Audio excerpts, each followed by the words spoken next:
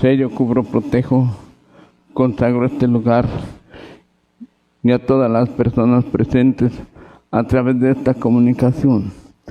Sello, cubro, protejo con la sangre preciosa de nuestro Señor Jesucristo, para que ningún espíritu cause ningún daño.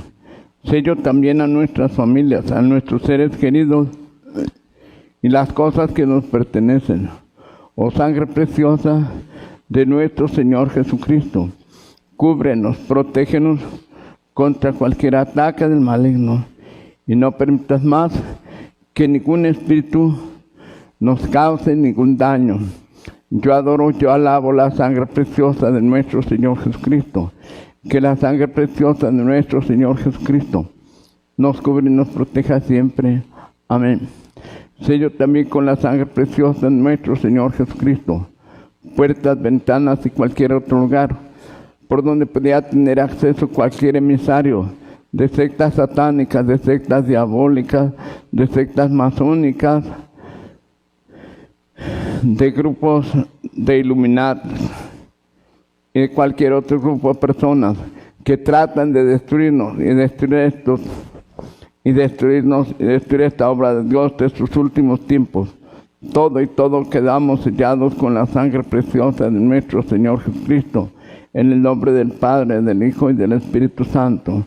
También corto, destruyo, anulo toda comunicación e intercomunicación entre cualquier espíritu ajeno puesto a Dios y lo que se encuentre o se quiera manifestar. También entre cualquier espíritu ajeno puesto a Dios y el carisma que recibe del Señor. Alégrate María, llena de gracia, el Señor está contigo. Bendita tú entre las mujeres, bendito el fruto de tu vientre Jesús. Santa María, Madre de Dios, ruega por nosotros pecadores, ahora y en la hora de nuestra muerte. Amén. Esposa del Espíritu Santo, ven y cúbrenos con tu manto.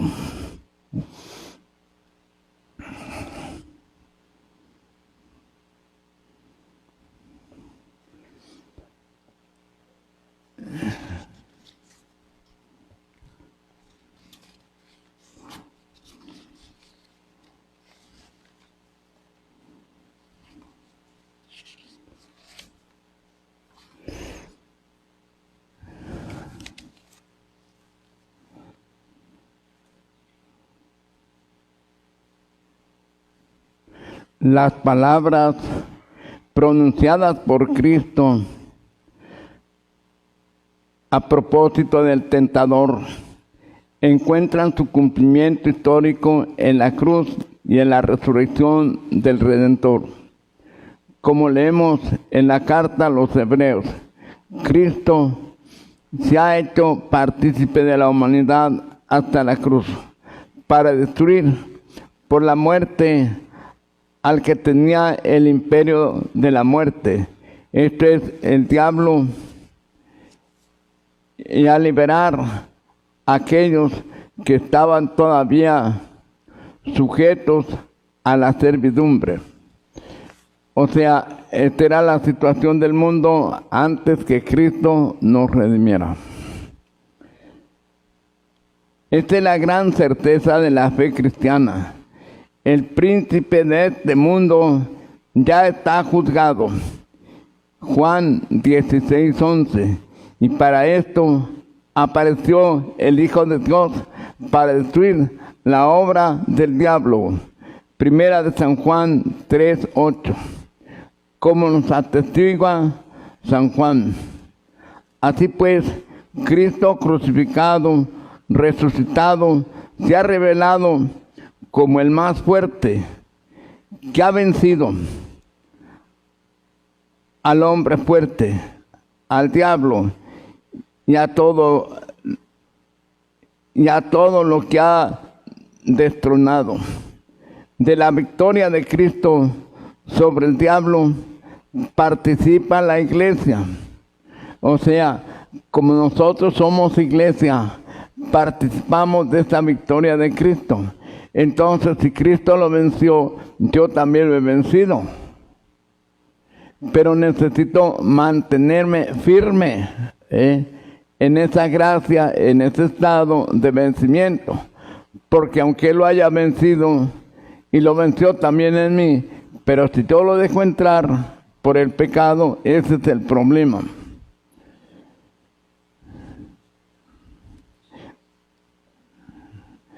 Por la victoria de Cristo sobre el diablo participa la iglesia. Cristo, en efecto, ha dado a sus discípulos el poder de arrojar demonios. Mateo 10,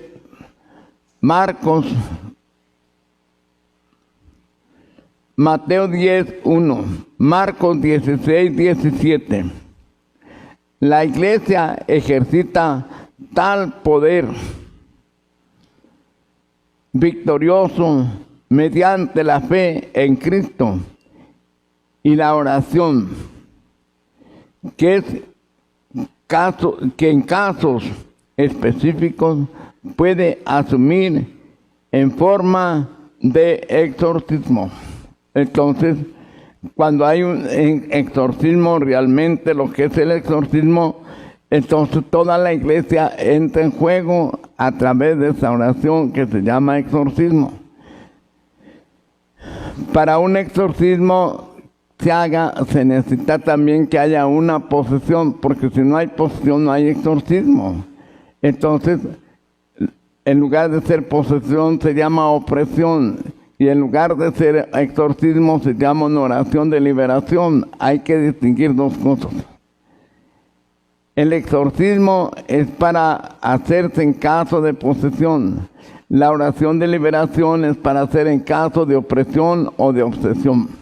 Son cosas muy distintas. En el caso de una posesión actúan demonios fuertes y ellos están en equipo. Uno va a hacer una cosa, otro va a hacer otra. ¿Cuántos? Están muchos. Hay veces se llaman legiones, que son muchos. Pueden estar 3, 5, 7. Uno hace una cosa, otro hace otra cosa. Y entonces por eso en aquella persona se ven muchas cosas extraordinarias que hace, fuera de lo normal. Mientras que en la opresión están espíritus menores. Entonces es fuerte, también es del demonio, pero no es tan fuerte como la posesión. Entonces el poder que tiene la iglesia en el caso de la posesión, viene el exorcismo. Entonces el exorcismo tiene su reglamento. No lo puede hacer cualquier sacerdote que quiera. En el caso de la oración de liberación, sí. Entonces para el exorcismo ya está en el derecho canónico quién lo puede hacer y cómo lo va a hacer. El sacerdote no lo hace por su cuenta. Para hacer un exorcismo el sacerdote tiene que estar autorizado por el obispo. Y si es un religioso de derecho romano o derecho pontificio, pues tiene que estar autorizado por su superior. Si no está autorizado, se expone mucho a que el demonio lo daña. Y no va a obedecer porque el demonio conoce, tú no puedes, tú no tienes poder. Me decían en un caso que pasó en Salamanca, estaba una persona con una posesión. Estos llamaron a un religioso, no me acuerdo si era agustino. Entonces fue a hacer el exorcismo y empezó a orar, y el diablo se empezó a reír de él. Dijo, mira, tú a mí no me puedes sacar. Anda, estudia el derecho canónico para que veas. Él lo sabe, lo conoce todo. Y donde fallamos nosotros, de ahí se agarra y no sale. Entonces, por eso, en el caso de un exorcismo, está entrando en juego toda la iglesia. Y por eso el obispo es el que autoriza. Entonces tiene que buscar un sacerdote que ya tenga experiencia de estas cosas, también que sea de vida intratable, que sea de oración, porque va a entrar en juego una lucha muy fuerte. los exorcismos no crean que es como una oración de liberación, ya la hice, ya está. Pueden durar años. Hay exorcismos que duran 3 años o sea, ¿cuánto? ¿Por qué? Porque son muchos espíritus, y se hacen distintas sesiones, ¿verdad? Entonces se hace y a lo mejor sale un demonio y quedaron otros y otros y a ver cuándo acaba, según usted ya. Entonces, por eso aquí nos está diciendo que en caso específico puede asumir en forma de exorcismo. En esta fase histórica, la victoria de Cristo inscribe el anuncio y el inicio de la victoria final, la parucía, la segunda y definitiva venida de Cristo al final de la historia, venida hacia la cual está proyectada la vida del cristiano. También, si es verdad que la historia terrena continúa desarrollándose bajo la influencia de aquel espíritu que, como dice San Pablo, ahora actúa en los que son rebeldes. Oigan bien, ¿en quién actúa? En los que son rebeldes. Ser rebeldes no obedecen los mandamientos de Dios. En esos es en los que actúa. En los que son rebeldes. Nos dice el apóstol San Pablo.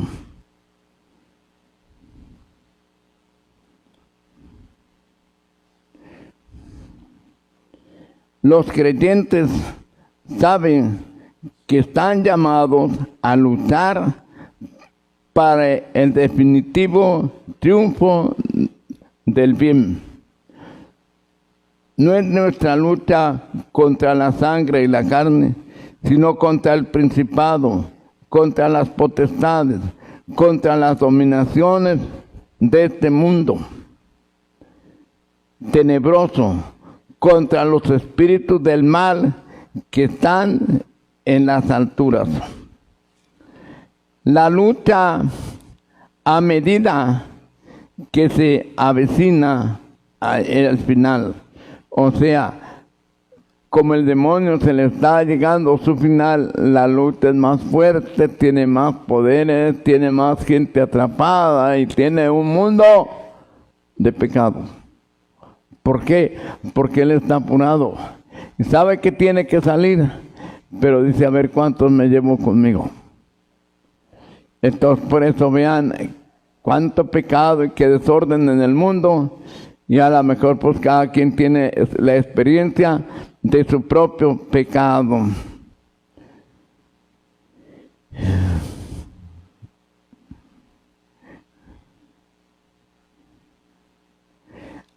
La lucha, a medida que se avecina el final, se hace en cierto sentido más violenta. Compone de llave especialmente en el Apocalipsis, en el último de los libros del Nuevo Testamento. Pero precisamente este libro acentúa la certeza que nos es dada por toda la revelación divina, es decir, que la lucha se continuará con la definitiva victoria del bien.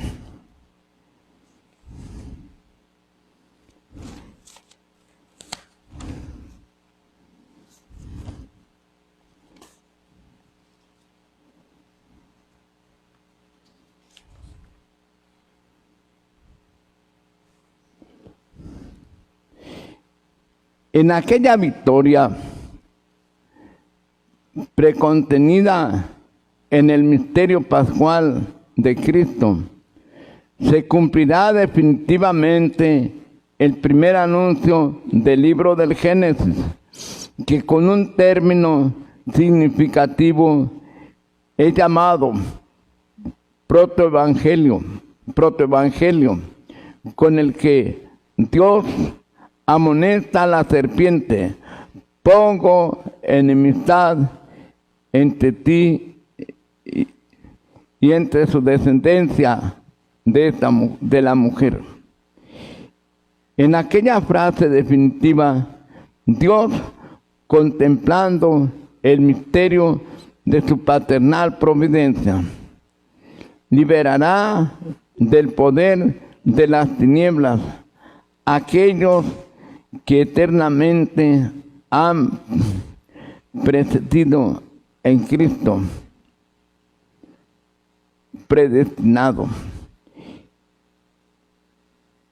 y les transformará en el reino de su Hijo predilecto.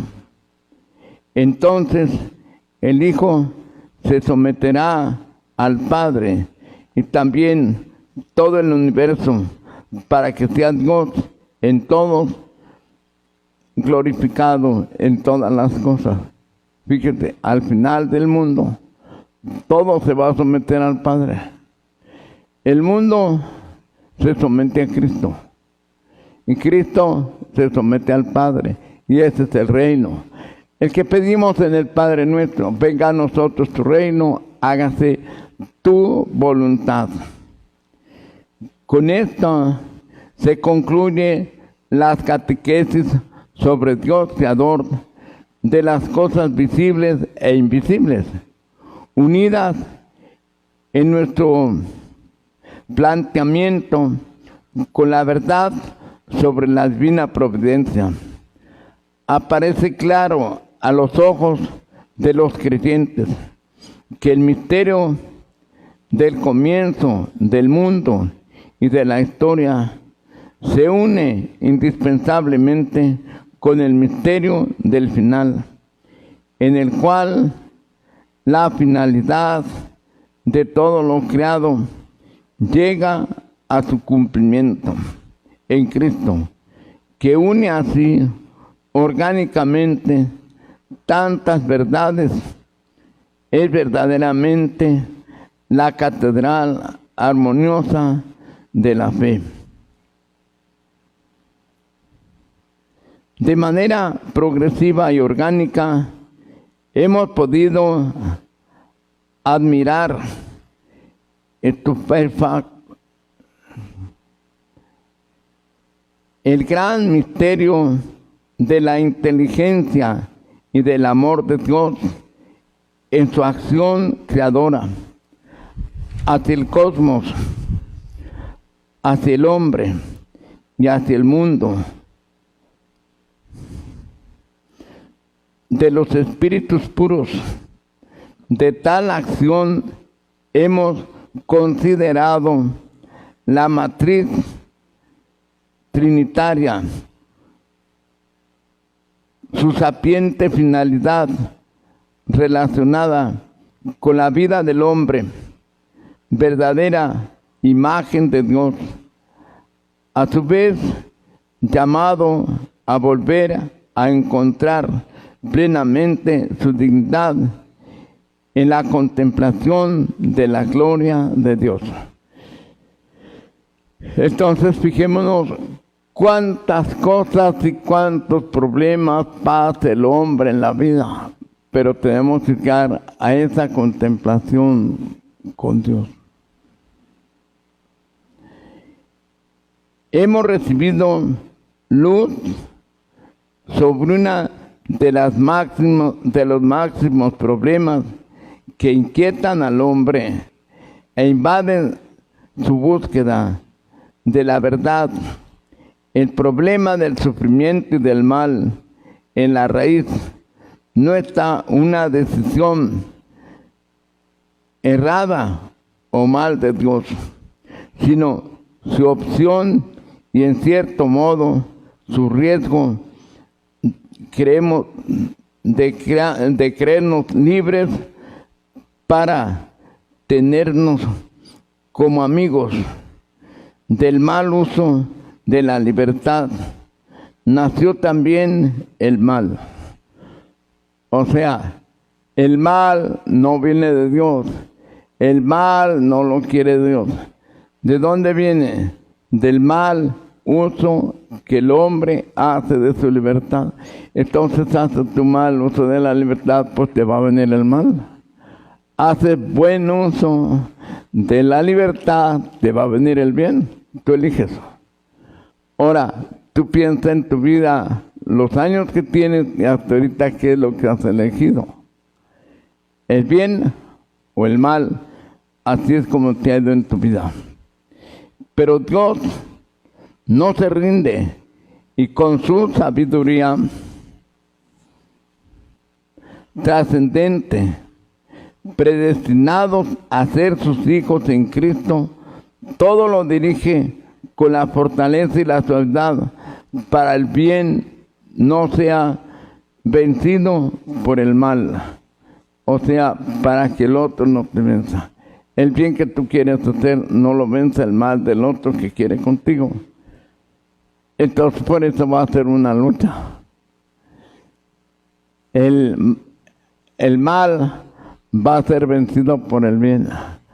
O como en San Pablo, hay que vencer el mal a fuerza del bien. Hay que vencer el mal que está en la persona haciéndole el bien a la persona. Porque si el mal está en la persona y nosotros le hacemos mal, entonces aumenta el mal de ella y el mal tuyo. En cambio, si la persona hace el mal y tú haces el bien, entonces el bien va a vencer al mal y ayudamos a que la persona cambie. Vamos a suponer una discusión. Entonces una persona llega de mal, el otro le grita más, y el otro grita más, ¿y hasta dónde llegan? Hasta los golpes, ya no son palabras. Pero en cambio, si el otro llega y grita, y tú le contestas calmado, sin que él se dé cuenta, lo estás calmando. Pero si tú le hablas así, haces que más se excite y que más se enoja. Entonces por eso, el mal que él trae, lo vas a vencer a fuerza de bien. Es como si hay fuego y tú le echas agua para que se apague. Pero en cambio, si hay fuego y tú le prendes, pues va a arder más. Entonces, esto tenemos que entender.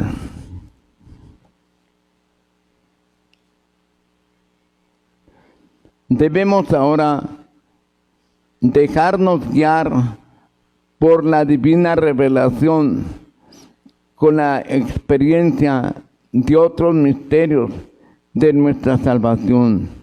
Mientras tanto, hemos acogido una verdad que debe estar en el corazón de cada cristiano existente. Espíritus puros, criaturas de Dios, inclinándose todos al bien y después, por una opción de pecado, se dividieron inmediatamente en los ángeles de luz y en los ángeles de tinieblas. O sea, cuando Dios dio todo estaba hermoso en el cielo, pero unos ángeles se dividieron contra otros.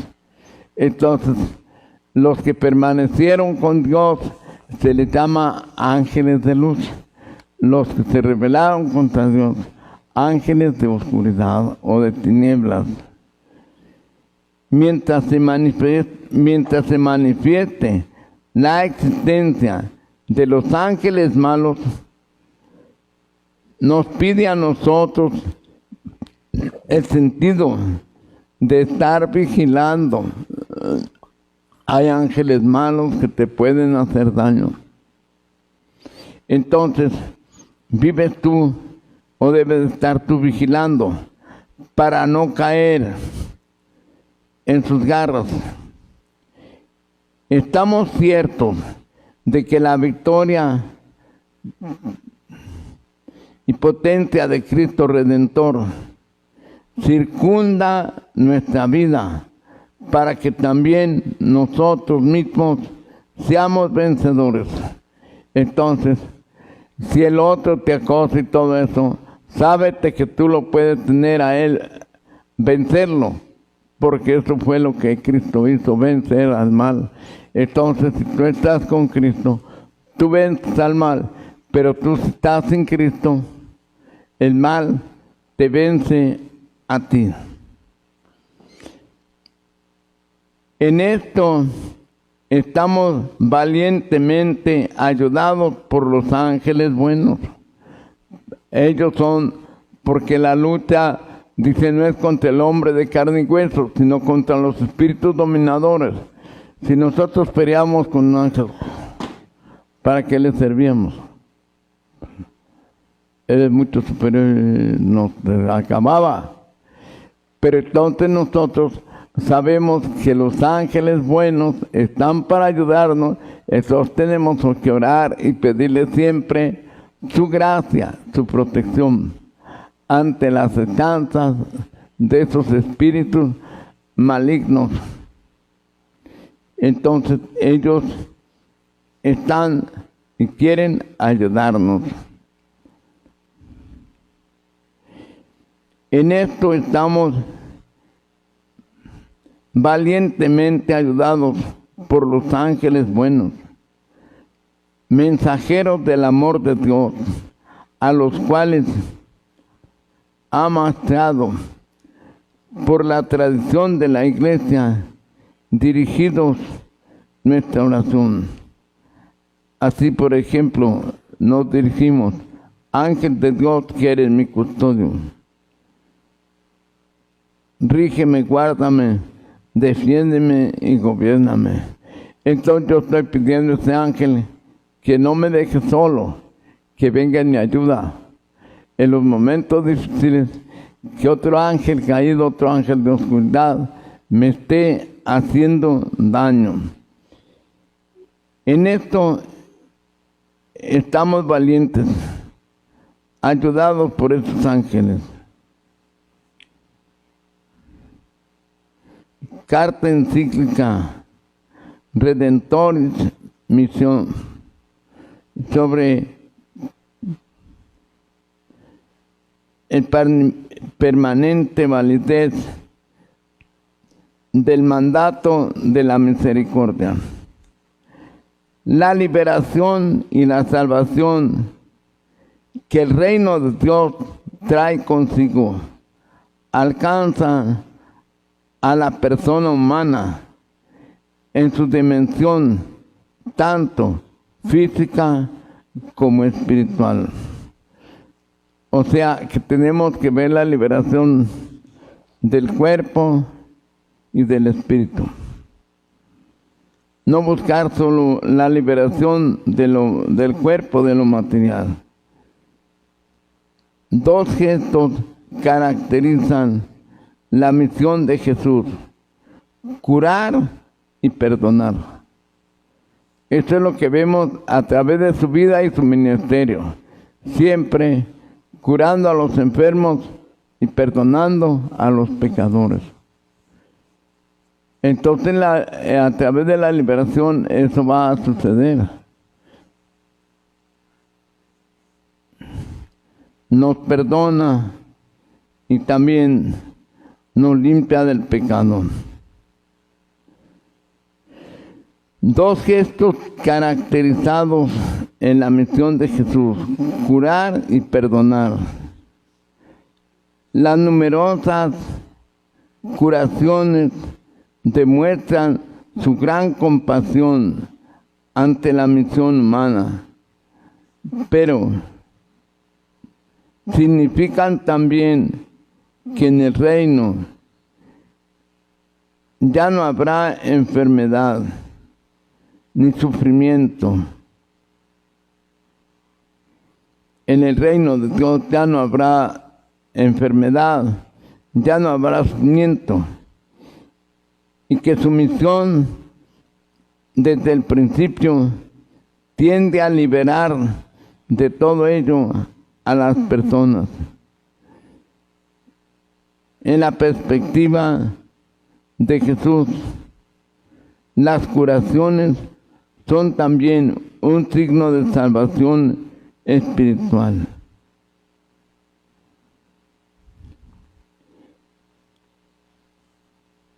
Esa liberación es la liberación del pecado.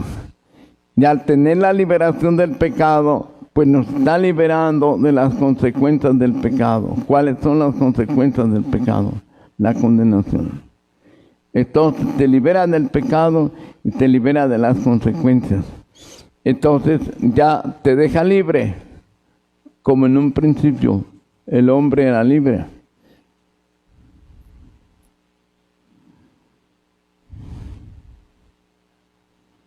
Desde el principio tiende a liberar de todo ello a las personas. Mientras cura Jesús, invita a la fe, a la conversión, al deseo de perdón. ¿Qué nos dice aquí Jesús? Él venía a curar, Él venía a liberar. Mientras Él cura, nos está pidiendo, nos invita a la fe, a la conversión y al perdón. Los gestos liberadores de posesión del demonio, mal supremo, y símbolo del pecado, de la rebelión contra Dios, son signos que ha llegado a ustedes el reino de Dios. Aquí termina esta parte y quiero seguir con otra que es más práctica, que estas ahorita las que estuvimos escuchando pues tienen mucha teoría, y quiero que a ustedes una de las cosas que les importa más es lo práctico, lo que tenemos que hacer. Voy a analizar y explicarles pecados más graves que cuando se cometen le dan derecho a Satanás de sujetar a la persona profunda de los que practican esto. O sea, ¿por qué Satanás muchas veces no se sale y se confiesa, no les hace oración? Porque hay pecados en los cuales ustedes al cometerlo le dieron un derecho al demonio. Y aunque te confieses y aunque se expulse, si no sabemos si cortamos ese derecho que él tiene, nunca se sale.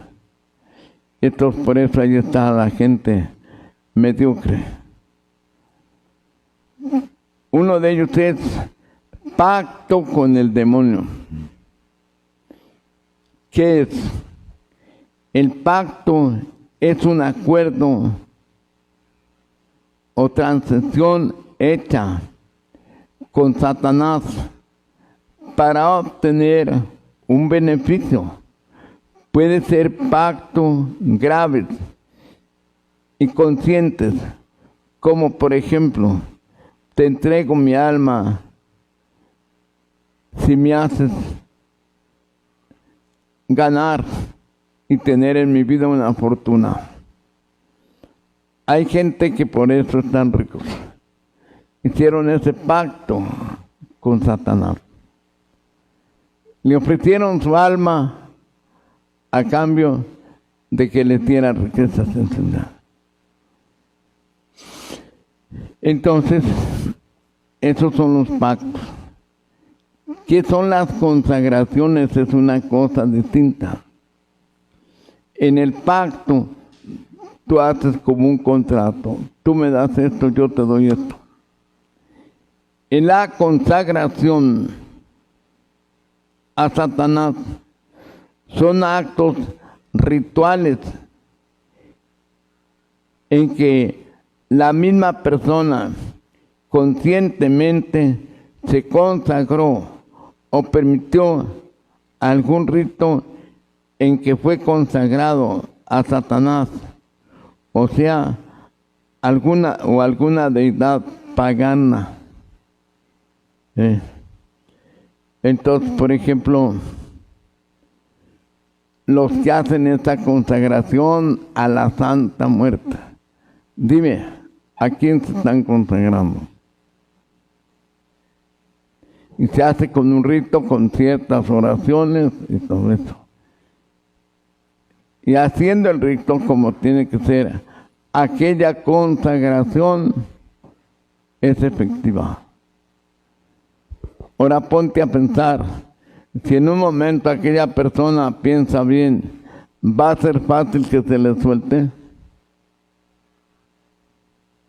Entonces, por eso, cuando nosotros, los sacerdotes, estamos trabajando en una liberación de una persona que hizo un pacto o una consagración a Satanás, no es fácil, ni es rápido.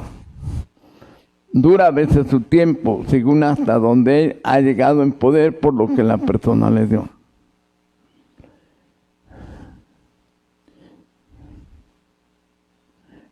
B.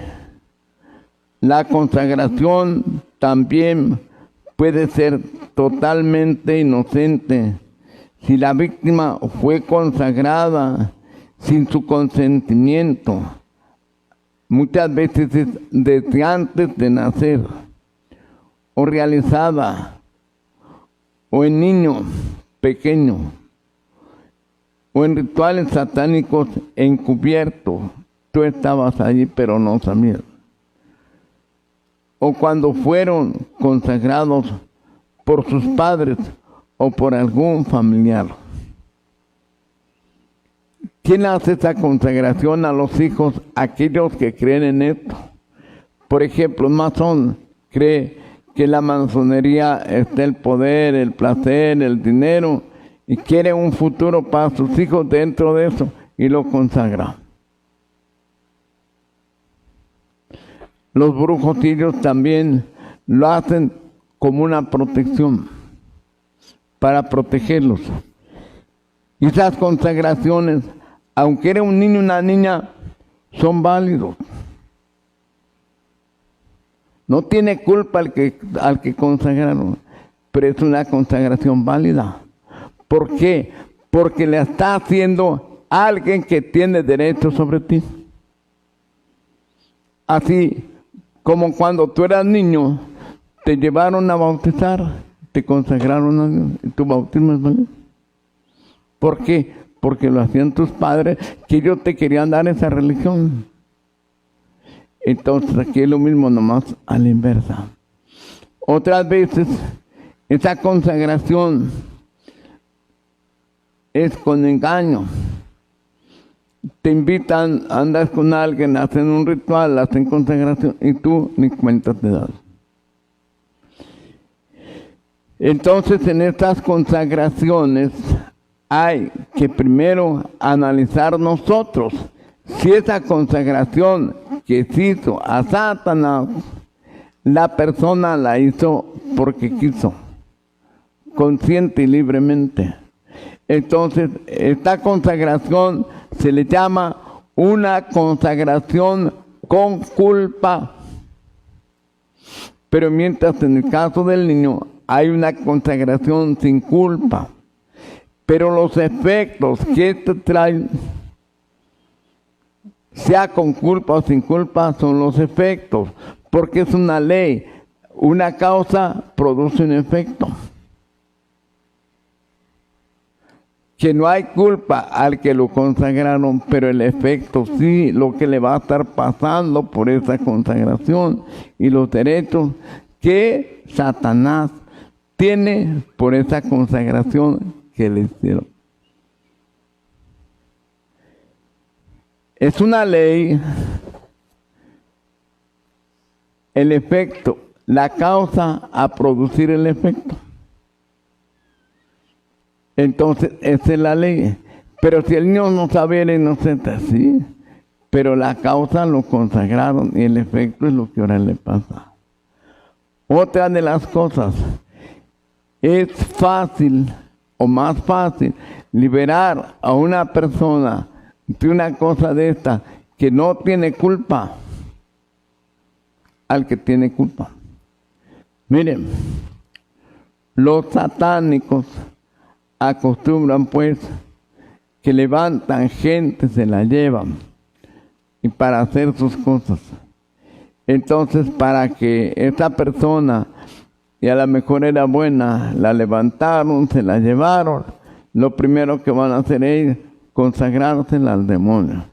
¿Y está consagrada? Para poderla trabajar en lo que quieren hacer. Una de las cosas que hacen ellos con las muchachas, hay veces se roban o levantan a mujeres embarazadas o a muchachas y las embarazan. Y antes de que el bebé nazca, las abren vivas y le sacan el niño y lo sacan y lo matan y se lo ofrecen al demonio. Es de los ritos que ellos pueden conseguir mucho poder de Satanás cuando hacen estos ritos. Pues estas cosas son así. En todos los casos, la víctima sufre las consecuencias. No es así, no, pero que si no sabía. La víctima sufre las consecuencias en los dos casos. En el que tiene culpa como el que no tiene. El que lo hace o al que le hicieron. En todos los casos, la víctima sufre las consecuencias, ya que se produce ataduras demoníacas con trastornos de mente, cuerpo y alma, que los pueden arrastrar hasta la muerte. Y cuando la persona llega a ser consciente y quiere entregarse a Dios, aunque lo desee, no puede, pues una fuerza satánica bloquea continuamente su decisión de optar en toda ocasión por Dios. En todos los casos se debe funcionar y se debe romper esa consagración. Hay casos de personas pues que se le hace la oración y no. Ellos no saben, lo consagraron niños. Si el Señor no nos revela lo que hay, no se podría quitar. Entonces ahí entra que el Señor manifiesta al hacer un discernimiento, qué es lo que hay, qué se debe de hacer. Entonces ahí el Señor. Entonces lo primero que se tiene que hacer es romper esa consagración. Después de romper esa consagración, vamos a cortar las consecuencias que en tu vida ha traído esa consagración. Porque son derechos que Satanás te toma sobre la persona que ha sido consagrada. Ejemplo.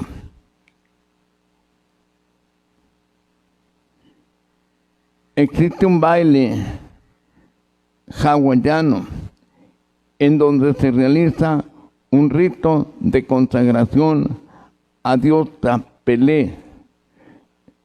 Con él, muchas jovencitas se perjudican gravemente, aunque no lo hayan realizado, aunque lo están realizando inconscientemente. Ahí está. Era lo mismo que te decía. Tú tienes la costumbre de andar con los curanderos y con esa gente. Ok. Entonces, hay uno que hizo un pacto. Hizo un pacto demoníaco. Le pidió al demonio que le diera poder para curar. Y le ofreció en ese pacto: las personas que me vengan a buscar van a quedar consagradas a ti. Al demonio eso le conviene. Entonces tú eres de esos que andan yendo con los curanderos y caes allí. Ya te amolaste, quedaste consagrado para todo. Y tú no te vas a dar cuenta, pensaste que no. Es que por eso estas cosas se llaman ocultismo. Porque la persona que está trabajando esto no te va a decir: es que yo hago esto por esos poderes y para esto. Al contrario, van a mentir, van a actuar con hipocresía, te van a poner una imagen aquí, acá, y reza un Padre Nuestro, y tú muy tonto, muy inocente: no, pues no era malo. Ahí estaba la Virgen de Guadalupe y ahí estaba San Judas y me dijeron que rezara un Padre Nuestro. Yo no vi nada malo. No, no viste. Es ocultismo. Lo que hicieron está oculto. De aquí que se cumple aquel dicho tan popular: el que inocentemente peca, inocentemente se condena. O sea, el que inocentemente es consagrado, inocentemente sufre las consecuencias de esa consagración. Potencia de la consagración a Satanás. Existe una potencia que es como una gangrena que va destruyendo a un ser hasta que acaba con él. Empiezan a venirle cosas a la persona y otras personas. Consecuencia. Porque el demonio lo que quiere, cuando a alguien le cae, pues qué bueno, no, me cayó sin que él me buscara, ya no lo tuve que buscar, yo solo cayó. Entonces un tiempo lo voy a tener y después lo voy a hacer sufrir de más y más, porque el demonio se goza torturando a la gente. El demonio no quiere a nadie, no puede querer a nadie. Aparentemente, cuando una persona entra así, hace un pacto, una consagración, le dice: sí, te voy a dar esto, y en un momento aquello es brillante, pero a la hora de la muerte, yo he visto muchos casos que muere esa gente con tanta tortura y con tanto dolor, con tanto sufrimiento, y una muerte muy larga y penosa.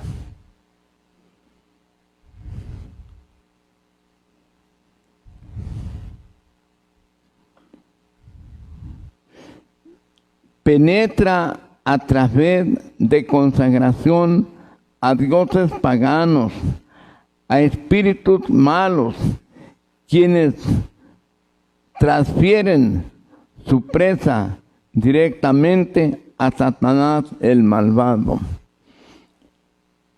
Miren, ¿qué hay en los trabajos de santería o de los santeros? Un poquito he visto, no sé mucho, pero más o menos lo que yo entiendo. Los santeros, por ejemplo, Cuba es donde existe mucho la santería, y de ahí bueno, eran en sus orígenes gente africana, y ellos son paganos, tienen sus dioses. Ya hay cristianos, pero en su mayoría no son paganos, tienen sus dioses. Y a esos dioses ellos veneran y eso les piden poderes y les dan y les ayudan conforme ellos se comprometían con eso. Podemos decir como una sucursal del demonio, de los satánicos, de la consagración a Satanás. Entonces, cuando trajeron negros a Cuba y eran esclavos, entonces los cubanos los obligaban a bautizarse, pero ellos no querían y tenían ya muy arraigada su fe en esas cosas paganas, y desde luego el mismo demonio no los dejaba. Entonces, pues, si los cubanos eran como sus dueños, tenían que hacer lo que Dios les dijera. Entonces se dejaba, pero en sus imágenes metían a sus ídolos y esas cosas. Y oraciones inversas y oraciones contrarias le hacían ese santo nomás acomodando, pero eran a sus ídolos. Entonces en la santería hay muchos demonios, muchas cosas de esto. Entonces, ahí es otra de las cosas. También hemos visto la experiencia, los daños son muy fuertes que traen las personas que han sido dañados a través de la santería, el vudú. Los mezclan y hacen todo eso. Entonces, todos esos van a dar con Satanás. Él tenía, era su ídolo al que servía y al que todo. Y tú le entras ahí, entonces ya lo remite. Porque son como de él estos mismos ídolos. Son cosas que él puso para que adoren. Porque tú sabes que un ídolo es a quien se le adora como si fuera Dios. Entonces, pues allí solo Dios hace adorar con toda tu alma, con toda tu mente, con todo el corazón. Entonces, si se mete la gente en todo esto, pues cae.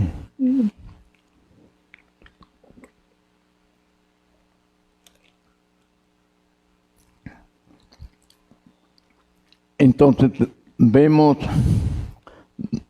cuando tenemos pues esto de orar por liberación, que son casos fuertes, cuando una persona que viene y nos damos cuenta que están dañados por la santería.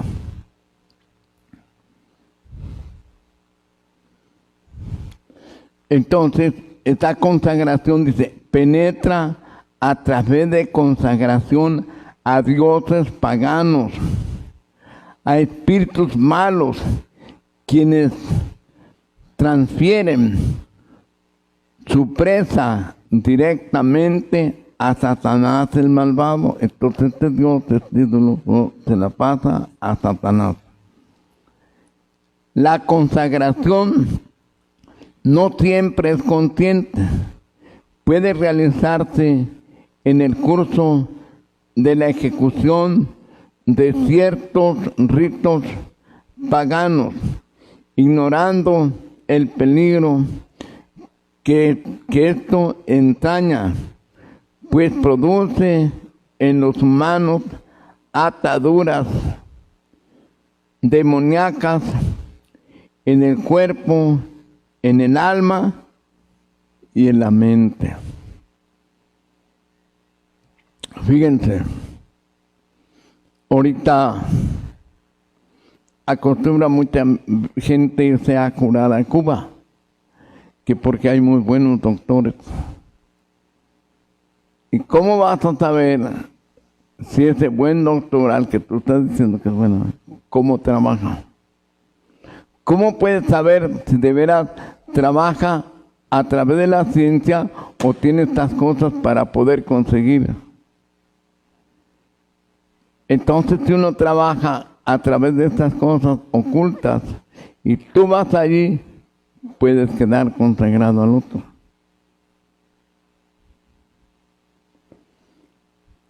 Porque si tú vas a un lugar donde hay muchas cosas de estas,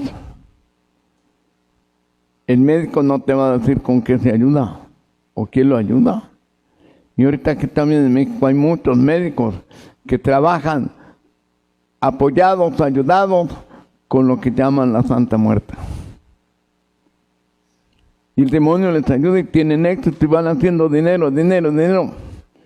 Y el mismo demonio los va haciendo famosos.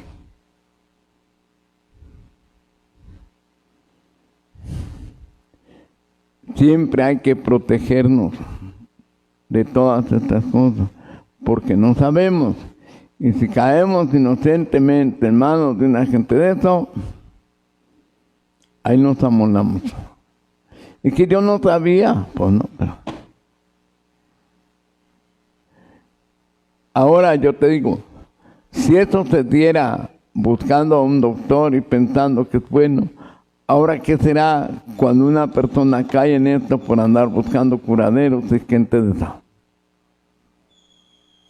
Ese ya por su trabajo está contra la voluntad de Dios.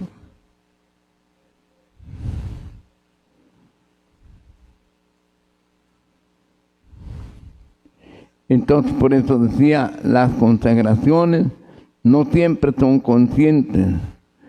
Pueden realizarse en el curso de la ejecución de ciertos ritos paganos, ignorando el peligro que esto entraña, pues produce en los humanos ataduras demoníacas en el cuerpo, en el alma y en la mente. Ataduras a qué? A un pecado. Y se repite, se repite. ¿Por qué? Porque soy atado. Y entonces esto abarca el cuerpo, el alma y la mente. Puede realizarse en un niño pequeño o cuando están en el vientre de la madre, siempre y cuando la consagración se haga por alguno de los padres o familiares cercanos. Una vez era una abuela y la nuera estaba embarazada y consagró a su criatura, a Satanás. Y pues nació, y pues pasaron muchas cosas en su vida a consecuencia de esa consagración. Lo puede hacer un familiar, pero que sea cercano, los papás, los abuelos, gente que esté en línea directa.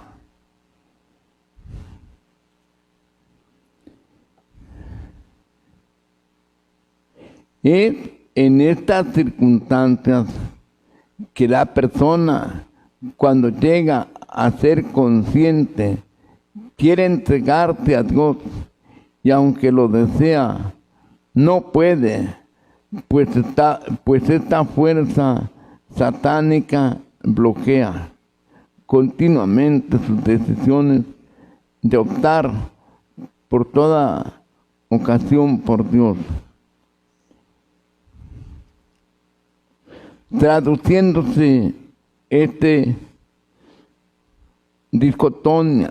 dicotomia en trastorno de su cuerpo, alma y espíritu.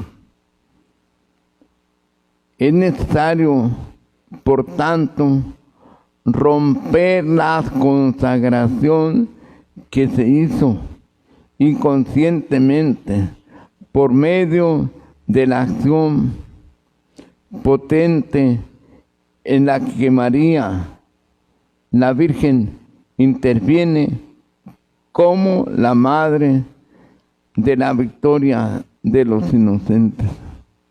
Entonces hay que romper cuando eso. Hay esta consagración, pero él no tuvo la culpa. Pero se ocupa romper para que todas las cosas cambien en esa persona.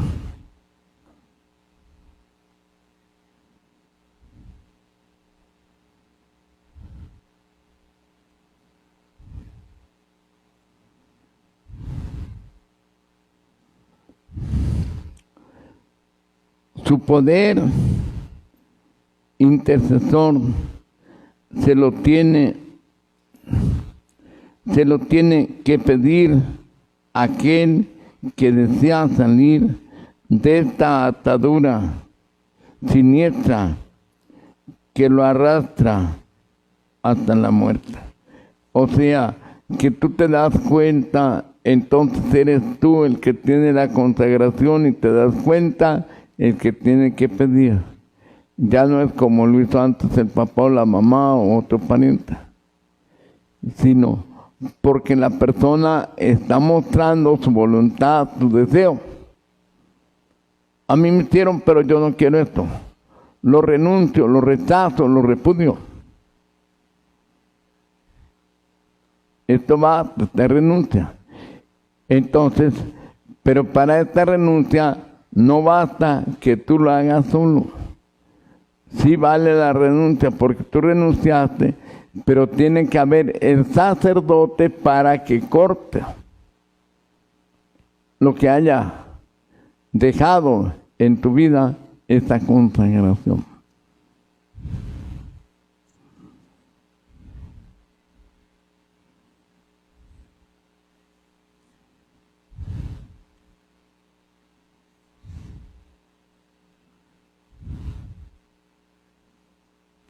La consagración que se hizo a Satanás conscientemente debe repudiarse en voz alta ante la comunidad eclesial de personas consagradas, o sea, ante el sacerdote o alguno. La rotura de la consagración solo será efectiva si la realiza un sucesor de los discípulos de Jesús, sacerdote consagrado, quien romperá de un solo tajo por virtud de la sangre redentora del Cordero. Entonces, ¿entiendes?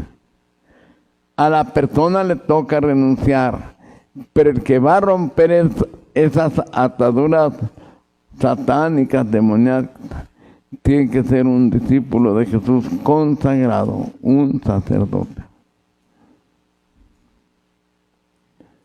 Una vez eliminado este derecho que Satanás tenía sobre la persona por esa consagración, una vez eliminado este derecho obtenido sobre la persona por Satanás el maldito, con la tanta maldad y tino, la persona liberada podrá hacer su consagración definitiva para el resto de su vida a Dios. Ahora sí, ya salí de esto. Yo me consagro a Dios para siempre de una manera irrevocable.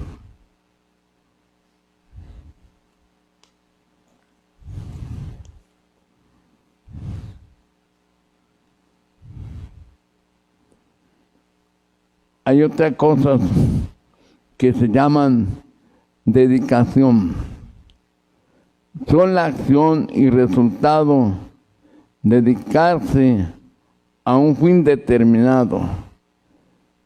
Se usa el término dedicación cuando una persona ha ejercido como ministro de Satanás. Ha sido un ministro de Satanás.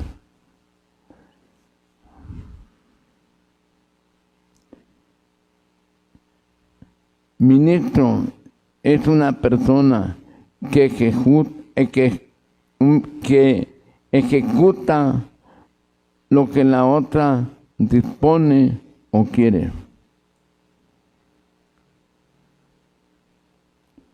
Trabajando en las diferentes ramas del ocultismo,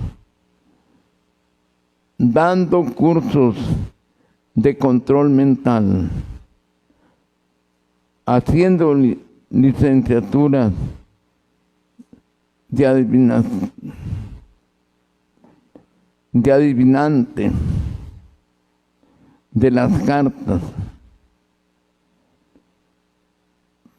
promoviendo la dianéctica, interpretando música como el rock satánico, etc. Entonces, dedicación viene que se dedica a eso. ¿Para qué? Para estar sirviendo al enemigo. Otra palabra a conocer, sacrilegio. Ustedes quizás ven en las redes sociales o esto, que en tal parte se metieron a la iglesia y se robaron el Santísimo, las formas consagradas. El pecado que ellos cometen se llama sacrilegio. El espíritu de sacrilegio lleva a afirmar equivocadamente que Cristo murió en un madero y que su cuerpo, sangre y divinidad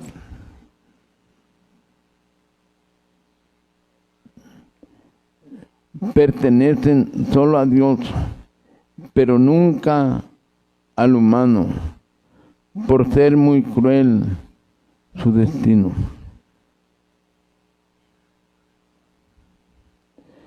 Entonces, allí está el que comete sacrilegio.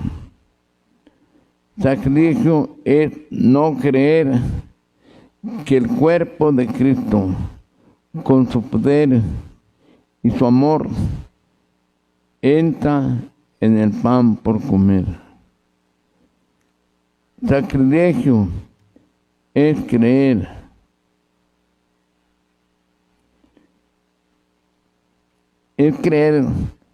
que este acto de puro amor, de hacerse uno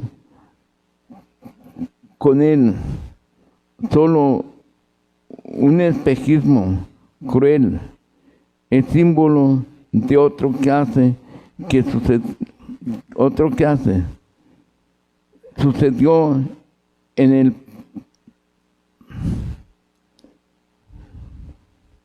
el postrero momento de su pasión.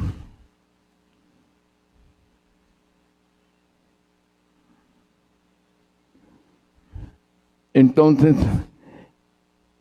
para nosotros quitar o entender la maldad del sacrilegio, vamos a pensar todo lo que Cristo padeció por amor a nosotros, todo lo que fue su pasión, todo lo que sufrió en el madero de la cruz.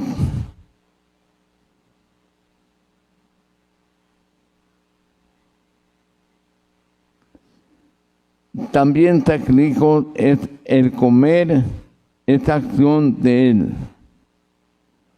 Entonces, tú cometes una acción, por ejemplo, en contra de la Eucaristía. Te robas la hostia o haces algo. Sacrilegio es cometer esa acción al comer sin creer en poseer su cuerpo y todo su ser. Vas y comulgas, te da igual como si nada. No crees en aquello. Estás cometiendo un sacrilegio. Vas y comulgas con conciencia de pecado grave o mortal. Todas estas cosas vienen siendo un pecado grave, un pecado de sacrilegio.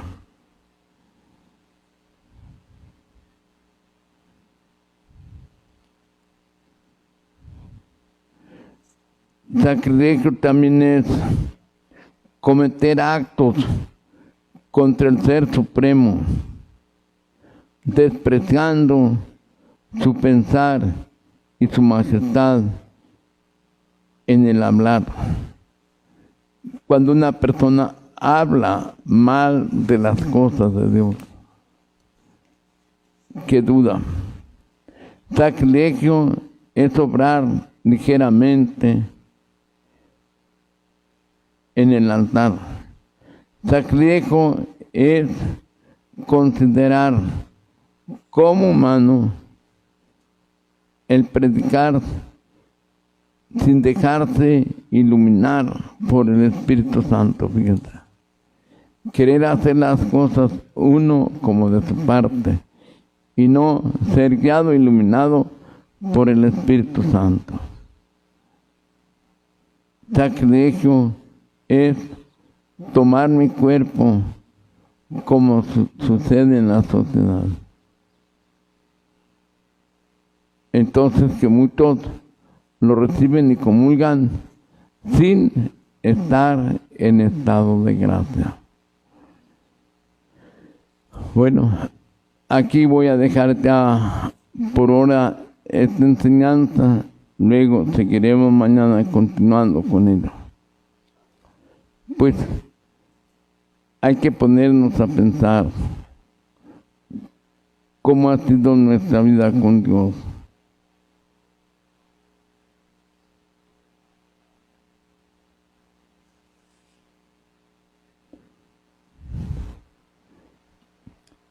¿Tú te acuerdas de haber participado en estas cosas?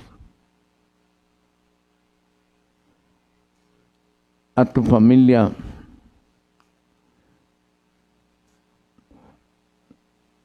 conocías que ellos frecuentaban esto? Y nunca te dijeron si te habían consagrado.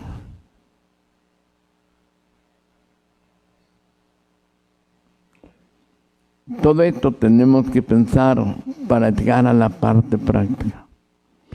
En un momento de desesperación puede llegar a un pensamiento, ay, para que el demonio me ayude, yo le voy a entregar mi alma.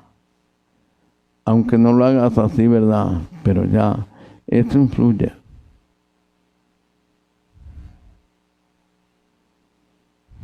Bueno, hay que entregar siempre nuestro corazón a Jesús. Hay que renovar esa entrega. Señor Jesús, aquí estoy. Te reconozco como mi Dios, como mi Señor, como mi dueño. Yo sé que tú por amor a mí moriste en la cruz.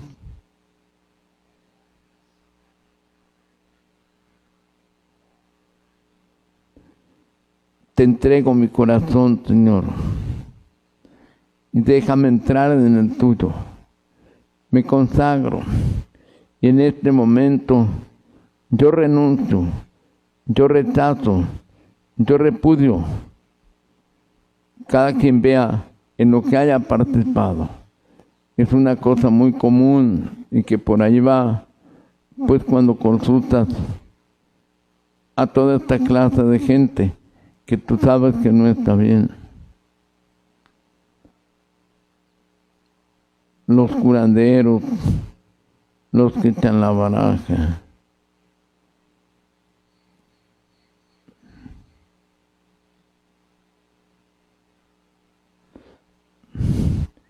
Te entrego mi corazón, Señor. Yo renuncio a Satanás, renuncio a todas sus obras, renuncio a todas sus seducciones.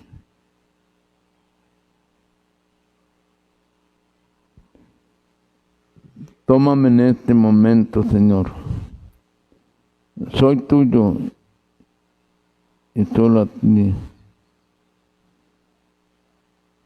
De ti quiero vivir.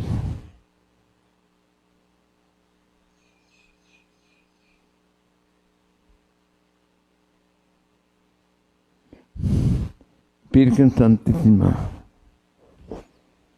tú eres la que puedes con él, porque tú le aplastas la cabeza, porque a ti no te engañó, porque tú nunca cometiste pecado. En ti no hay ni la sombra del pecado.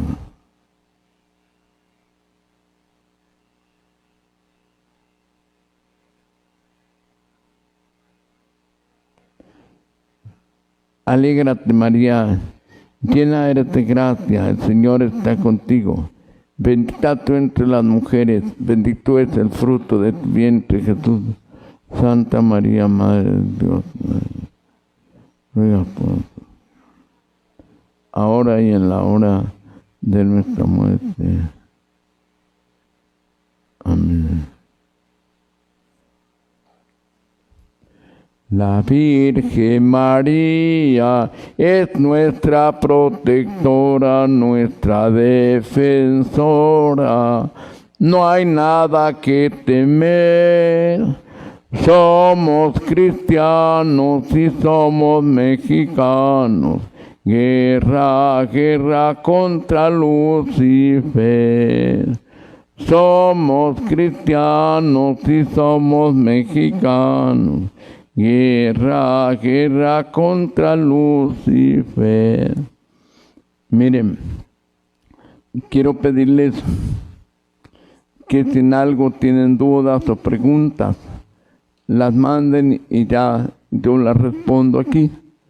Si no es el mismo día, al día siguiente, al empezar. Y también más adelante voy a repetirlo del principio para curar todas esas heridas y eso que ustedes tienen. Que ustedes reconozcan primero y pidan al Señor los lleve al momento que los hirió y luego ya cortarte las consecuencias que esto haya traído. Entonces, las dudas o preguntas que ustedes tengan, con toda confianza pueden hacerlas para responderlas. Dios los bendiga y hasta mañana si Dios quiere.